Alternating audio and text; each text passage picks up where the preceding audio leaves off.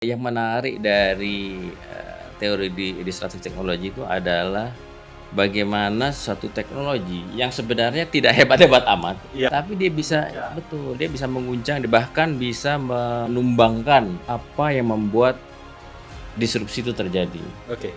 Nah, salah satu alasannya itu adalah yang namanya technological convergence, konvergensi teknologi. Konvergensi teknologi. Konvergensi teknologi itu gampangnya adalah kombinasi atau bersatunya beberapa teknologi menjadi satu yang kemudian mendisrupsi suatu industri tertentu. Itu contohnya adalah smartphone.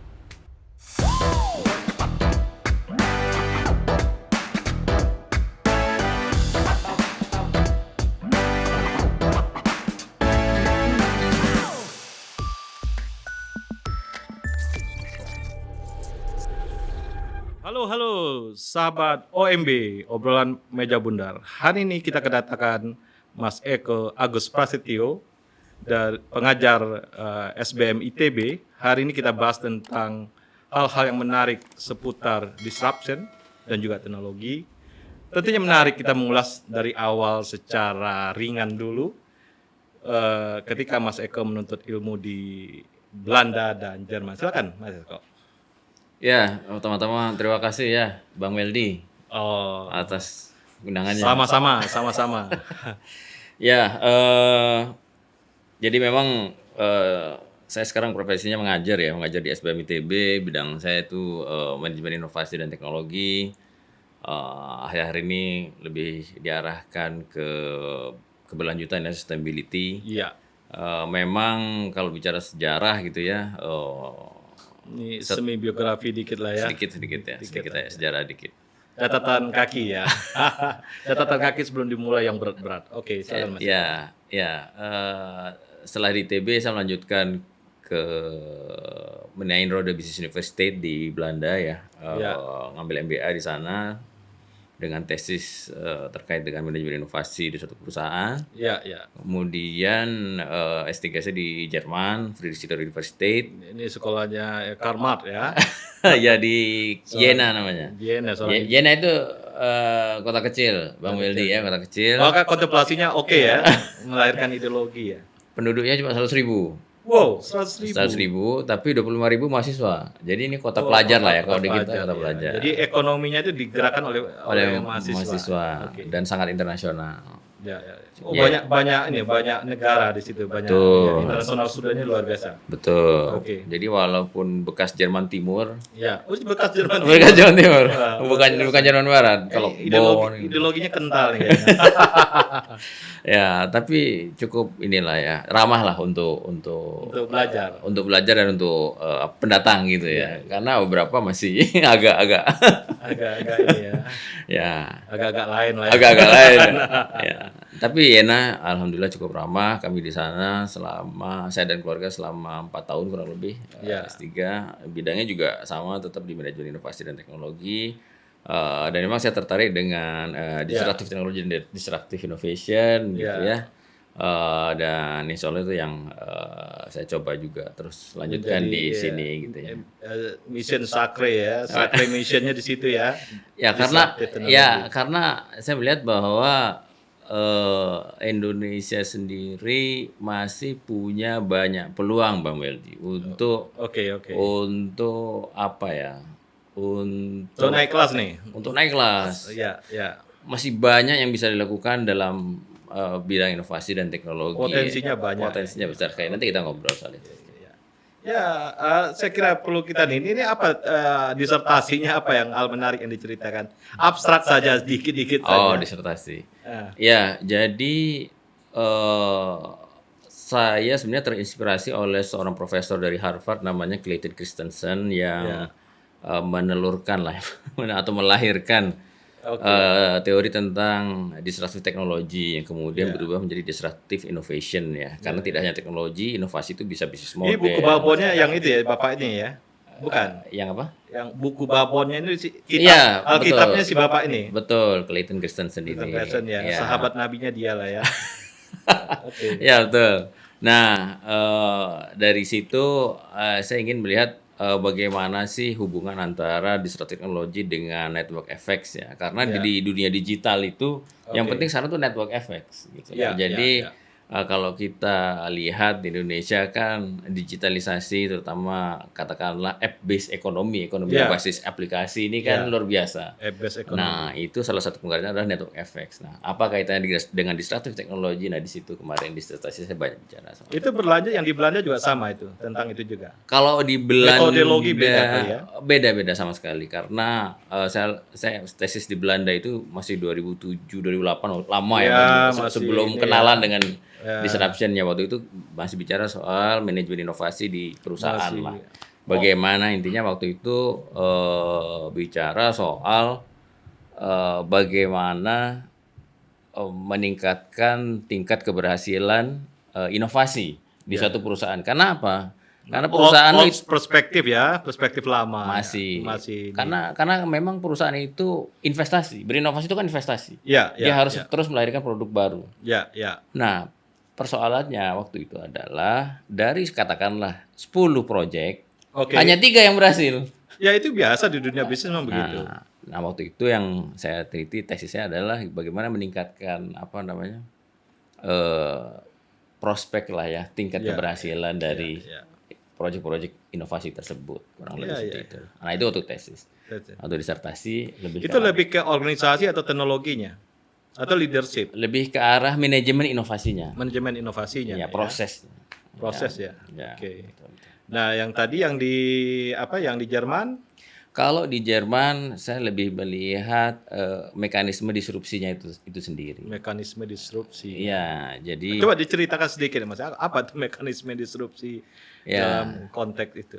Jadi yang menarik dari teori disruptive technology itu adalah bagaimana suatu teknologi yang sebenarnya tidak hebat-hebat amat, Iya, iya. teknologi yang Simple saja. simple, bahkan seringkali harganya bahkan lebih murah daripada teknologi yang sudah mapan. Tapi gitu. dia bisa shaking ya. Tapi dia bisa mengguncang. betul, dia bisa mengguncang, bahkan bisa menumbangkan incumbent, menumbangkan yang sudah Menumbangkan dewa-dewa lama. Dewa lama. Ya. Nah, kok bisa gitu? Padahal Ya, ya. teknologinya bukan lebih baik. Kalau lebih baik itu kan wajar ya. Teknologi Wajar. lama dikalahkan oleh teknologi baru yang lebih baik. Ya. Nah, itu wajar saja. Tapi Oke. disruptive teknologi itu menarik. Bagaimana sekali lagi teknologi yang lebih rendah, yang lebih sederhana, yang lebih murah bahkan Ya. bisa mengalahkan ya atau Bisa menumbangkan. ini underdog tim gitu ya, mengalahkan Betul. tim-tim elit ya. Kalau Piala Dunia seperti apa kemarin? Arab Saudi. Arab Saudi mengalahkan Argentina ya. Jangan Nah, sampai melenceng urus agama ya. Nah, kita teknologi hari ini. ya. Oke. Nah, di dunia contohnya apa yang paling dikenal oleh masyarakat? Sebuah organisasi, sebuah perusahaan gitu dia bisa menumbangkan sebuah raksasa di bidang itu. Ada contoh yang, tapi kita kan selalu contohnya Amazon gitu, Alibaba dan segala macam. Ya. Ya. Ya. Dia melakukan disruptif di situ. Ya, jadi contohnya adalah mungkin yang paling gampang itu sebenarnya agak dulu ya. Dulu itu kita mengenal yang namanya Skype ya, sebelum zaman sekarang Oh ya, WhatsApp. Skype. Oke, ya, oke. Skype. Saya generasi Skype. Nah, kalau kita lihat Skype, Ya. Skype itu adalah teknologi pertama yang memungkinkan kita melakukan panggilan Oke. internasional, Ya, call, ya. international call. Oh, yang dulu international call itu Mahal sekali. Kita dulu tahu pakai Satelindo Oke. 108 ya kan. Ya. Kalau Telkom saya lupa kodenya, tapi itu pasti mahal sekali itu. Mahal sekali. Nah, dengan Skype itu yang Ya. pertama bisa mendisrupsi. Akhirnya international call tidak laku gitu Tidak kan. laku. Nah, itu contoh. Hampir kosong kan kalau Iya, asal iya. install sama-sama Iya, install ya. Kita ngelihat artinya wartel-wartel bubar ya. Ya, itu salah satu contoh. Jadi bagaimana teknologi Apakah Skype itu dia organisasi yang perusahaan yang kecil atau gimana? awalnya ya. Awalnya kecil. Iya. Tapi kemudian ya dia berkembang ya. Sedemikian rupa. Ya, yang jelas memang perusahaan-perusahaan telekomunikasi besar dunia ya terdisrupsi. Karena salah satu penghasilan terbesar dulu kan dari panggilan internasional, international call. Ya, Itu kemudian turun Turun, banyak ya. Bahkan tidak hanya internasional ya, regional call juga antar kota juga kan kalau kita bicara.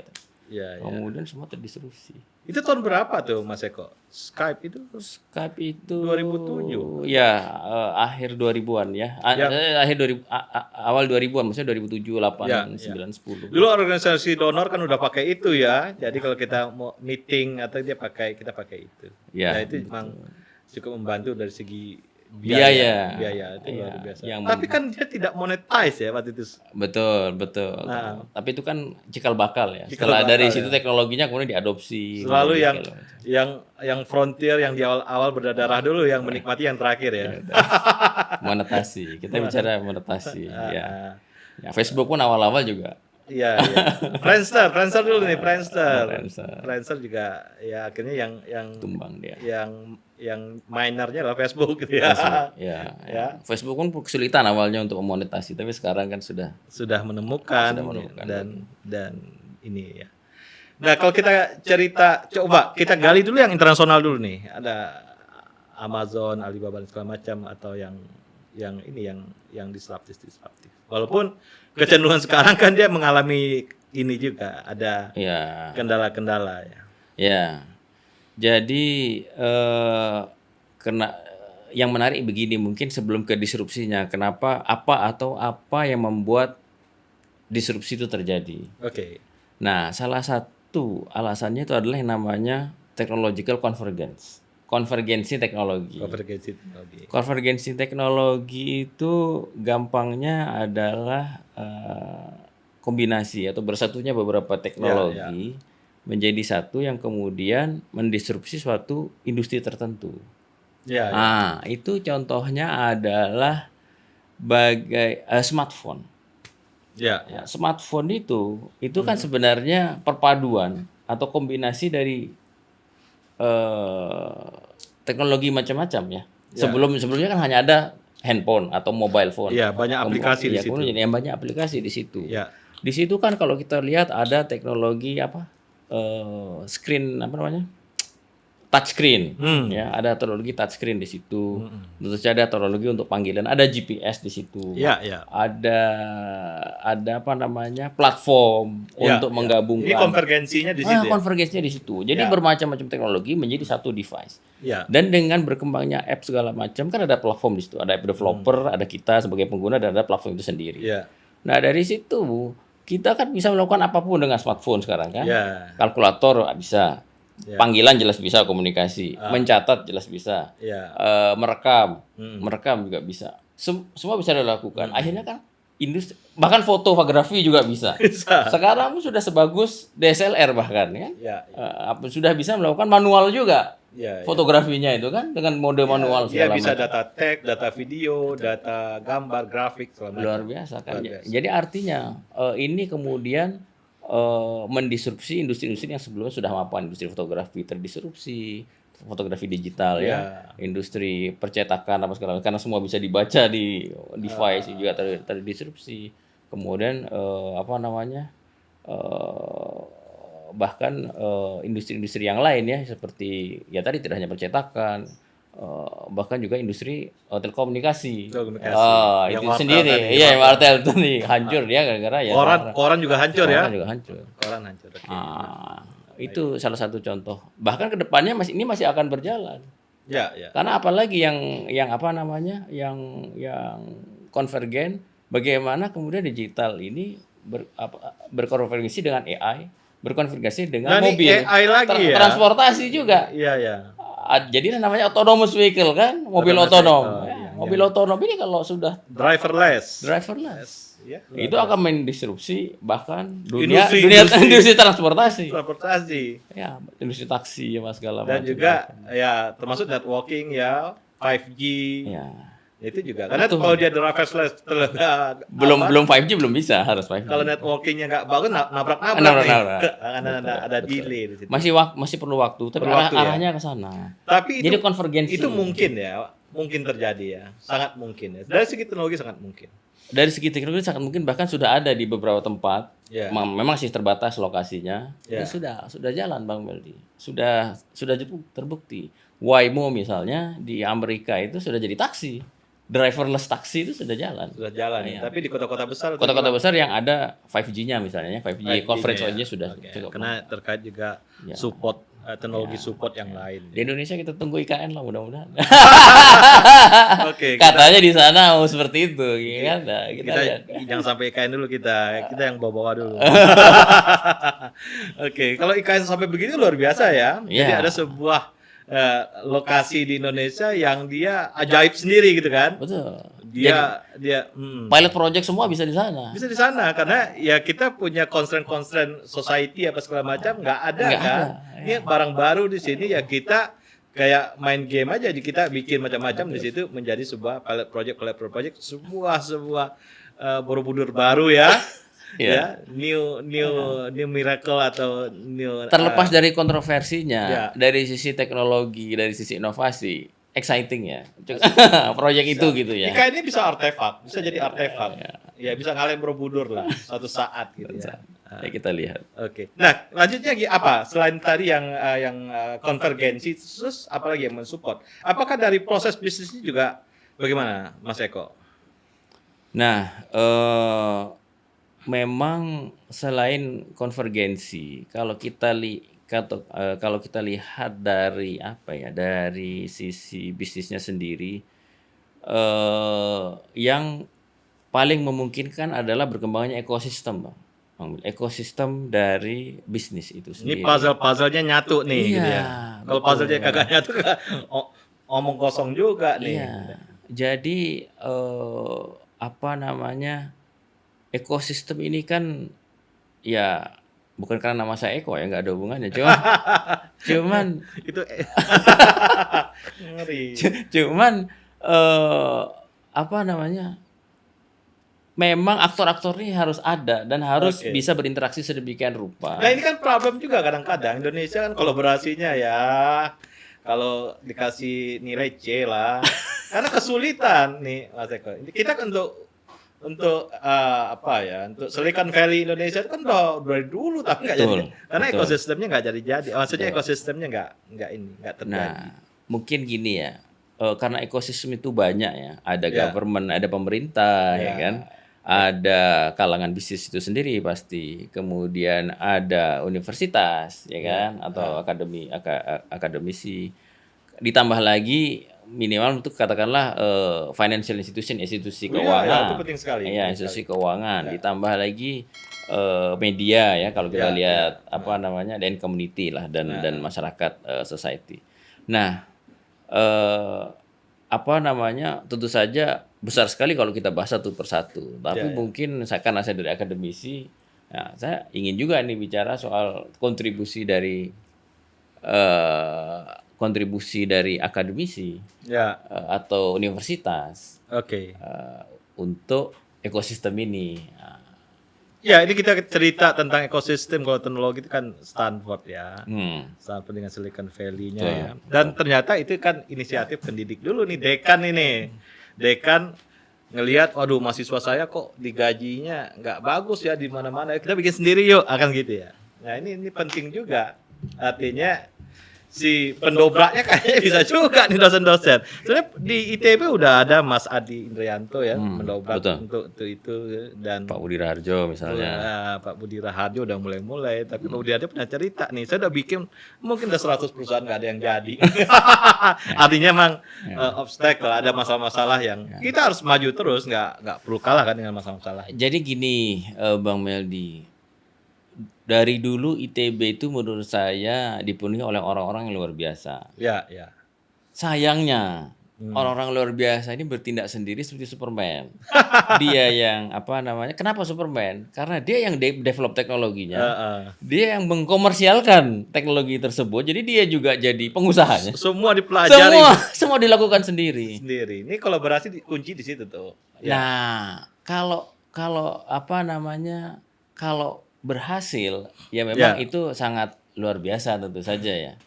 Tapi kan tidak semua orang bisa seperti itu. Nah itu pentingnya kemudian ekosistem. Bagaimana saya misalnya, kalau saya seorang ahli dalam bidang tertentu, di ITB misalnya ya, teknologi A misalnya, saya tidak perlu juga bisa apa namanya, membangun teknologi itu menjadi sesuatu produk yang kemudian produk itu harus saya komersialkan, Iya, ya. mengurus marketingnya, Iya, ya. mengurus timnya, Selalu kan keuangannya, ada founder, ada co-founder, ada Ya, yang technical, ada non technical ya, kan.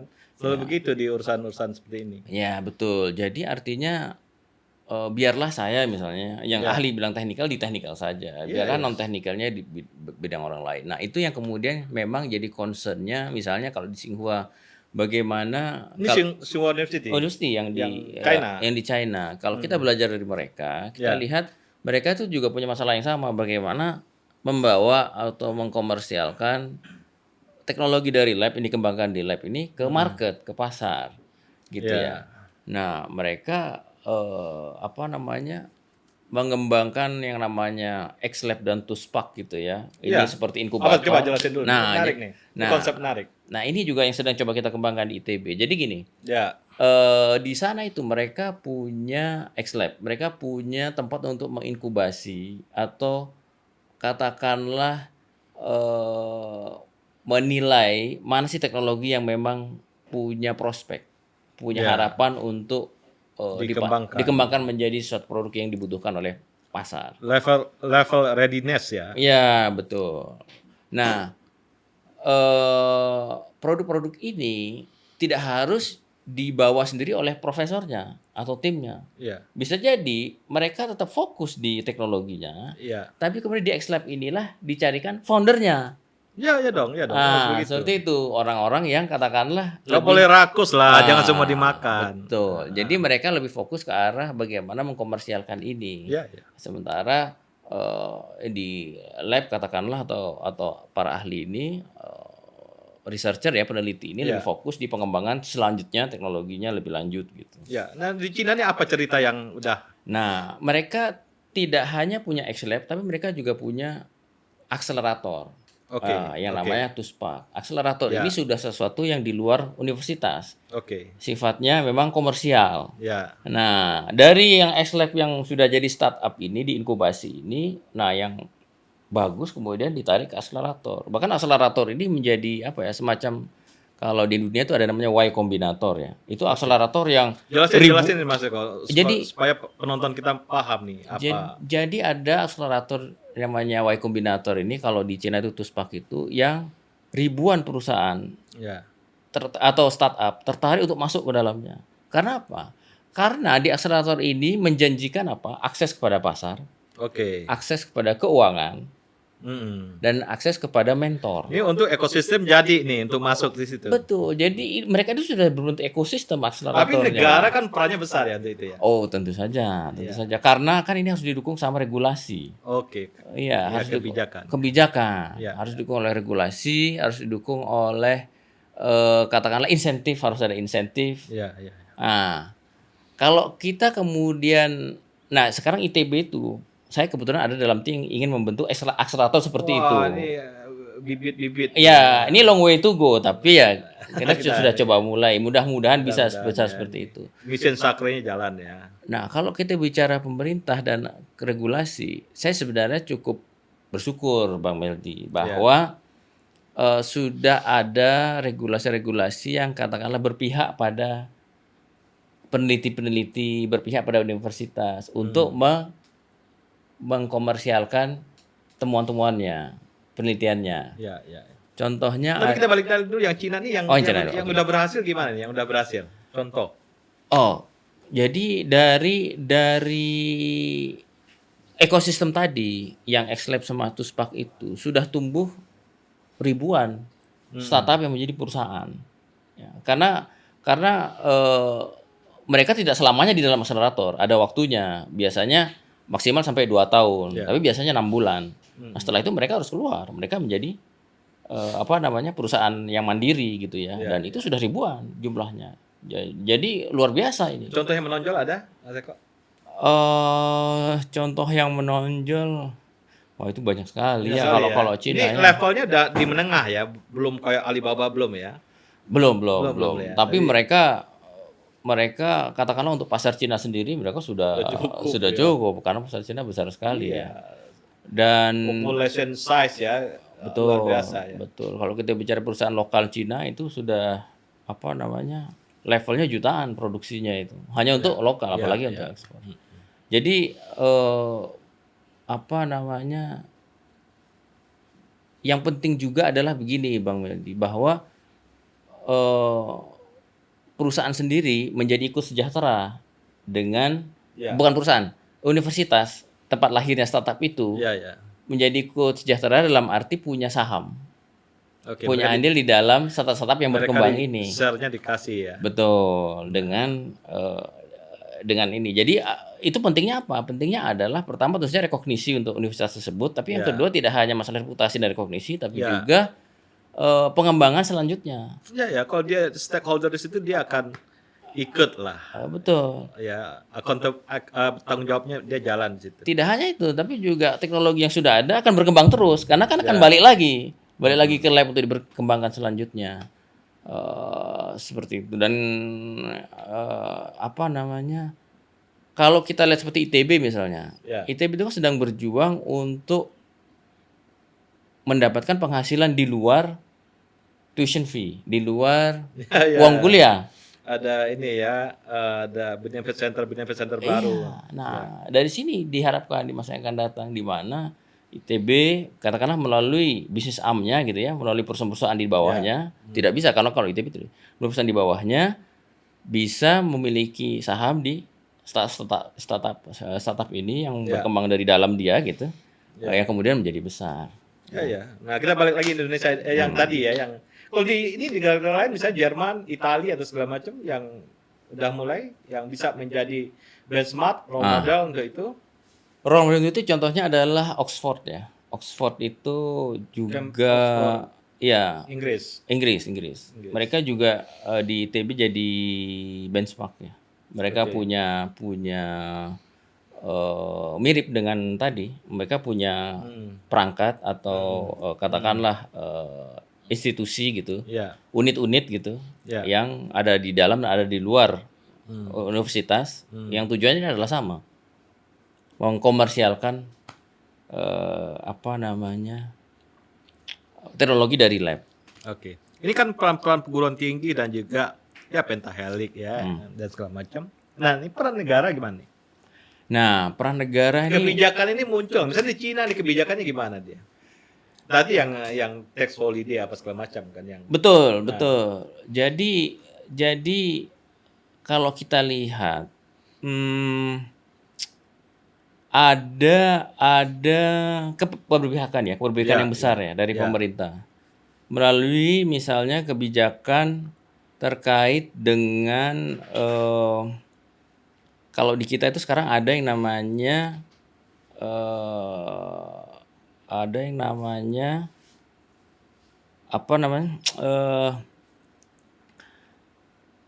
di LKPP itu produk inovasi. Ada yang namanya produk inovasi. Jadi kalau kita bicara soal pengadaan barang, pengadaan barang itu kan ada aturannya. Aturannya adalah dengan spek tertentu kita pilih harga yang paling efisien. Yang paling bagus harganya. Tentunya juga perusahaannya punya pengalaman. Nah, dulu itu kan seperti itu. Artinya apa? Perusahaan Indonesia yang baru, yang masih bayi, yang produksi itu tidak bisa bersaing dengan barang impor. Karena barang impor pasti lebih murah gitu kan. Mereka diproduksi massal gitu kan. Sementara kita kan produksi baru. Artinya kita nggak akan pernah punya inovasi. Kita nggak akan pernah punya barang sendiri. Nah, ada aturan pemerintah sekarang yang namanya produk inovasi. Nah, produk inovasi itu adalah apa? Produk-produk yang buatan dalam negeri yang diproduksi oleh perusahaan dalam negeri bekerja sama dengan universitas, harus ada buktinya itu. Yang kemudian dikeluarkan dari ketentuan tadi. Ada ya. Iya, jadi kalau ada listnya ya. Ada listnya. Jadi misalnya sepeda motor listrik. Ada sepeda motor listrik impor. Ada yang lokal. Lokal ini adalah hasil inovasi. Maka walaupun ini lebih mahal, saya tidak akan melanggar. Misalnya saya Pemda gitu ya, Pemda Jawa Barat misalnya, bahwa pengadaan 1.000 motor listrik, sepeda motor listrik. Nah, saya tidak akan melanggar hukum kalau saya membeli yang produk dalam negeri, walaupun lebih mahal. Nah, karena politik. di Jepang ya mengalami. Itu juga seperti itu, Cina juga seperti itu. Jadi artinya, tapi peraturan ini memang belum lama. Itu nggak masuk dumping. Oh, tidak masuk dumping. Jadi itu adalah apa namanya?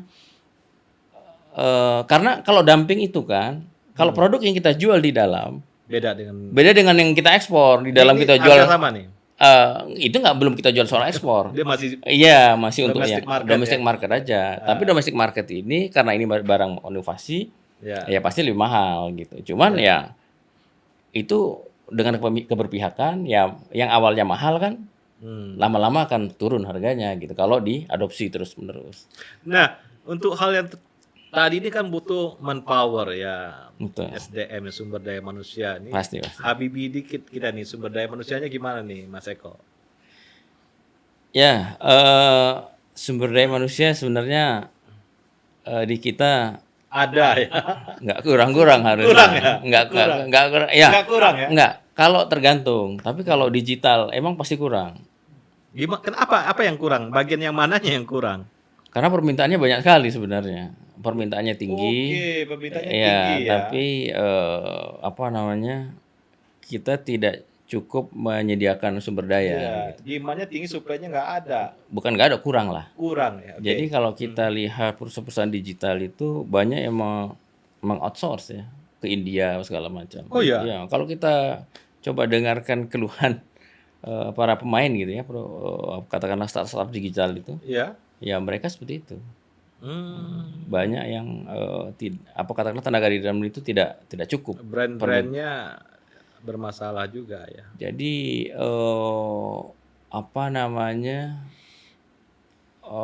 Saling membajak itu sudah biasa sehingga ya apa Saya namanya? ngelihat ya di startup kecil ya, itu saling bajak-bajak tuh ya. Ya, Terjadi itu. terjadi. Ternyata orangnya itu lagi. Itu lagi. Yang menjadi manajer, menjadi VP apa segala macam. Iya. Itu lagi. Itu orang. lagi karena kekurangan itu tadi. Memang kita masih kekurangan betul. Salah satu teman kita namanya Rohmat Setiadi. Dia di bidang situ. Dia ini juga cemerlang lah ya. Dia awal kan dari kartuku kan dia. Luar biasa gitu. Luar biasa. Harus kita kontak lagi itu untuk itu. Iya, nah bisa dipanggil tuh. Cerita dari perspektif praktisi kan. Praktisi dia dari kartuku, dia dari Bali Camp, ya kan? Tek ya, dan menemukan kesufiannya akhirnya hilang. Iya, Oke, iya. kita lanjut. Siap. Dan yang apalagi yang selain itu, yang tadi ya ada negara, peran negara, ada ekosistem juga. Kemudian market nih gimana market? Nah ini sebenarnya mungkin sebelum ke market ya. Oke. Saya ke arah ini dulu. Jadi tadi kan ada pemerintah, ada universitas, ada dunia bisnis ya. Nah dunia bisnisnya nih bagaimana gitu ya. Nah jadi gini.